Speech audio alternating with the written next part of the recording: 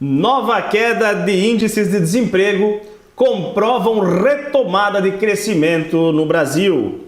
Entre os jovens, o número de empregados é o maior desde 2015. Mais uma notícia ruim, porque o Brasil continua despiorando, né, Gilmar?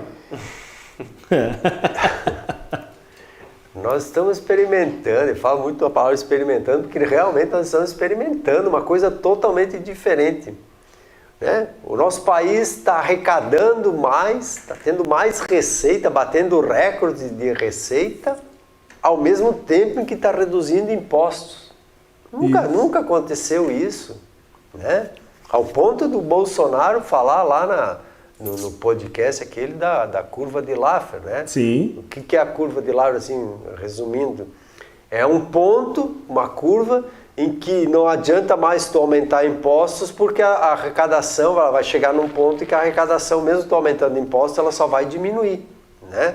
Então, nós estamos aqui fazendo o contrário, nós estamos reduzindo impostos e batendo o recorde de arrecadação. E de empregos, né?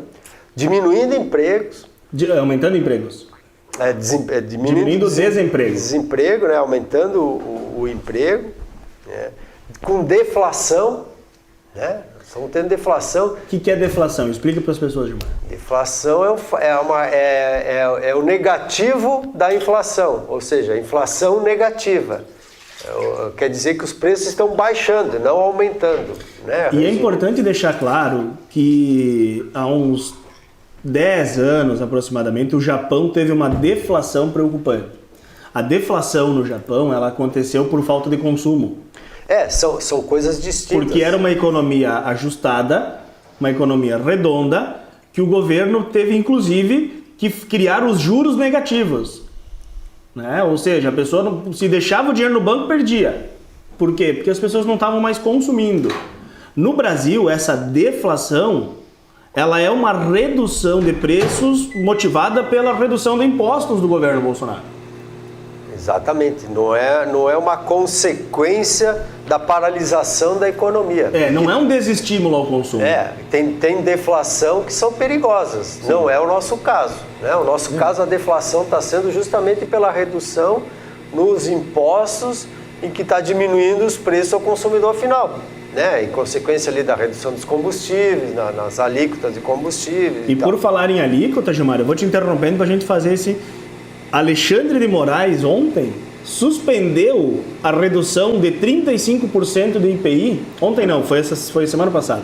Ontem a Confederação Nacional da Indústria emitiu um comunicado repudiando uma decisão do ministro Alexandre de Moraes que suspendeu a redução de 35% do IPI em 4 mil itens. Como é que o ministro do STF vai decretar ou vai atuar, vai se manifestar em questões tributárias? Que é uma prerrogativa do executivo. Quem disse para ele que ele pode criar políticas tributárias para o país? Sim. Quem deu esse poder? Aonde está escrito isso na Constituição? Onde eles podem criar políticas públicas? Eles não podem. Onde é que está a expertise do Alexandre de Moraes em saber sobre tributação? Sim. Qual é o conhecimento que ele tem? Ele é um eclético? Ele sabe tudo, de todos os assuntos? Ele é expert em todos os assuntos? Ele que diz o que é bom para nós? Ele que diz o que é bom para o executivo? E ele atendeu a uma ação do Partido Solidariedade. Só que o Alexandre... Tem que saber quem é essa turma aí. Ele tá começando a mexer com coisas que são perigosas para ele. A partir do momento que a CNI, ele não está mais desagradando o Bolsonaro. Não. A população, ele está desagradando o setor produtivo do país. E isso tem consequências graves. Se essas pessoas começarem a se juntar, esses todos que ele está atacando, ele não vai durar no cargo. Eu acho que ele está fazendo hora extra já, né? Eu penso que é uma questão de tempo, porque assim, a cabeça do Alexandre de Moraes ela vai ser posta numa bandeja pelos seus pares. A pressão em cima do STF, as decisões do Alexandre de Moraes, elas estão muito na contramão de toda a história do país. É aquela coisa, ele tá abusando de um poder que ele acredita ter. Só que o que acontece? Ele não entendeu que vai chegar num ponto que ele se torna perigoso. Quer fazer uma analogia? Pega no morro do Rio de Janeiro. É o cara que é criado lá no meio do tráfico, lá no meio do pessoal que é bandido. E aí esse cara acha que por ele ser também bandido, ele vai assaltar, ele vai começar a extorquir. Quando os traficantes começam a perceber que ele está gerando desconforto e que começa a chamar demais a atenção, eles eliminam ele. Exatamente. Eu fiz uma associação com o STF ser criminoso, não é isso. Não, ele está passando do ponto em que o próprio sistema, ele vai ser um estorvo para o próprio sistema deles. Claro. Eles vão dar a cabeça dele a prêmio. É questão de tempo.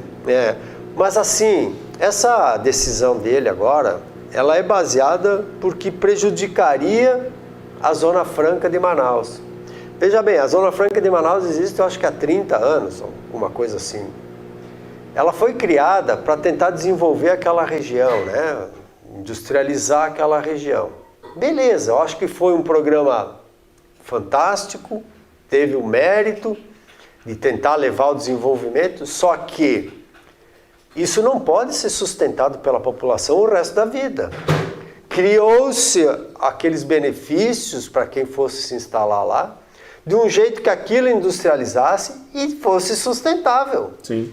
Passado 30 anos, eles são dependentes até hoje. Ou seja, não funciona. Não é a vocação daquela região. Chega!